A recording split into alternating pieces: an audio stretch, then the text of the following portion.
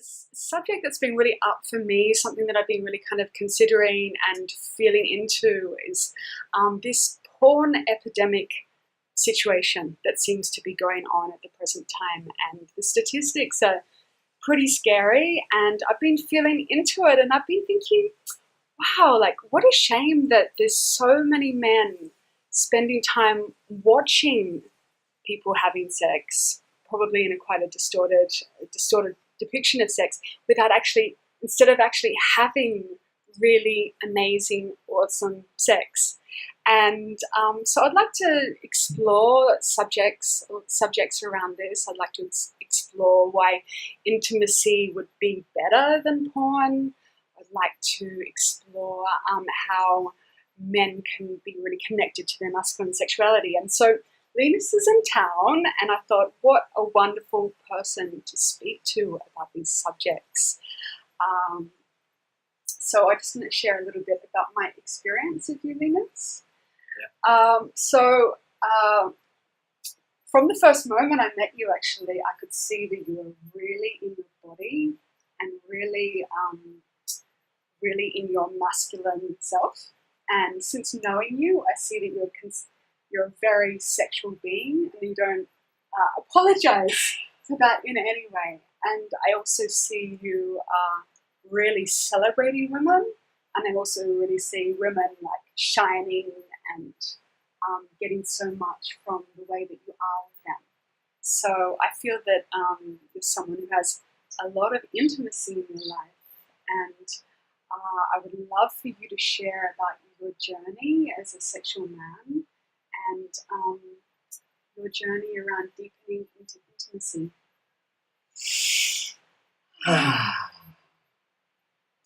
Hello. Hello. So I am feeling a little bit nervous, Mm-hmm. and I don't know what's going to come out of my mouth, Mm-hmm.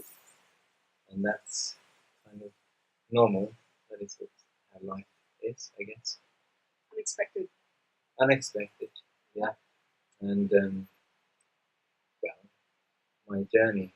I was always a very sexual being from a young age.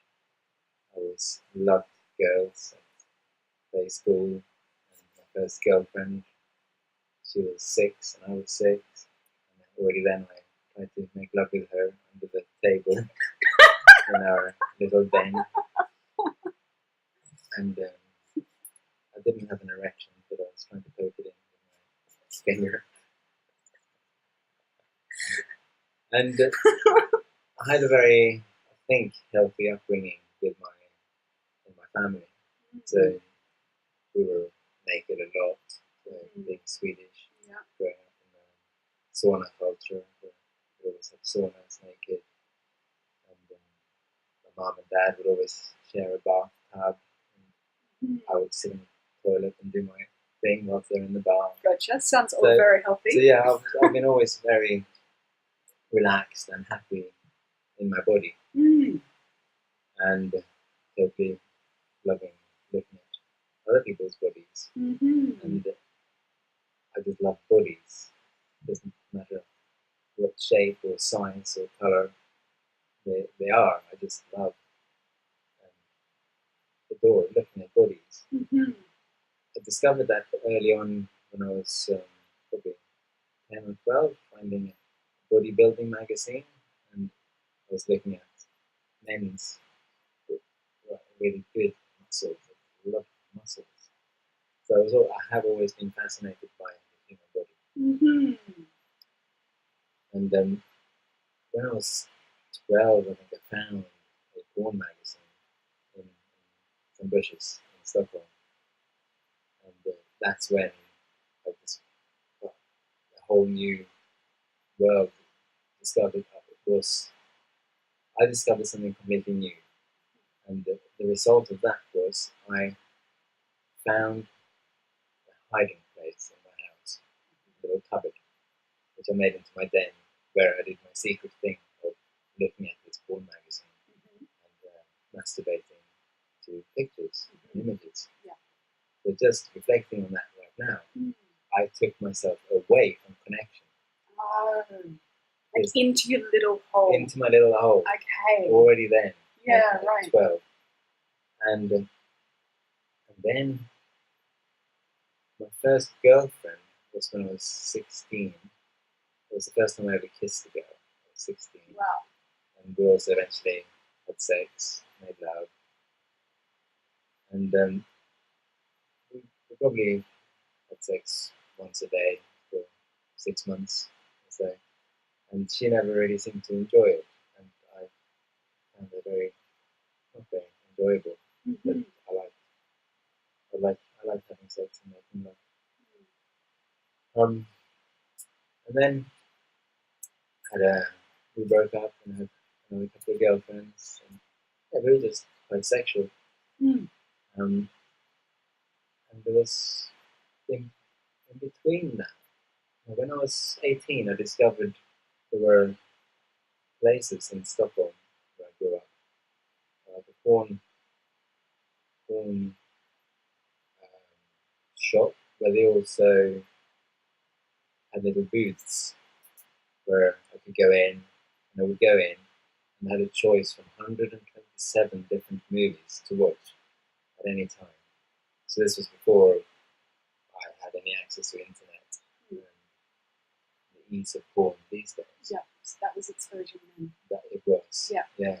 So I would sit there in a little bit bigger than this bathtub inside, again, alone, with a screen, disconnected from others, and watching other people having sex.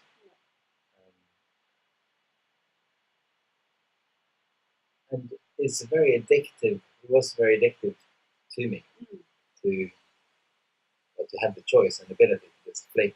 Okay, it's got a bit boring now. No action. They're talking. Let's flick to another channel. And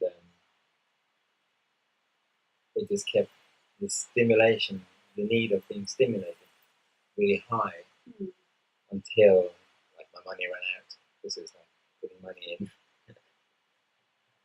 So until the money ran out, or I ejaculated once or twice, made myself come. And then I think I stopped porn for quite a long time. Stopped watching porn. I moved to England and I had my only son. So I was 20 when I became a dad. And for maybe 10 years I didn't go back into watching porn. I didn't have a computer, I didn't have any TV or any means of finding it. And I was in relationships. So I was occupied having real live human connection sex. Okay, and so when you were having that, you didn't feel the need so much for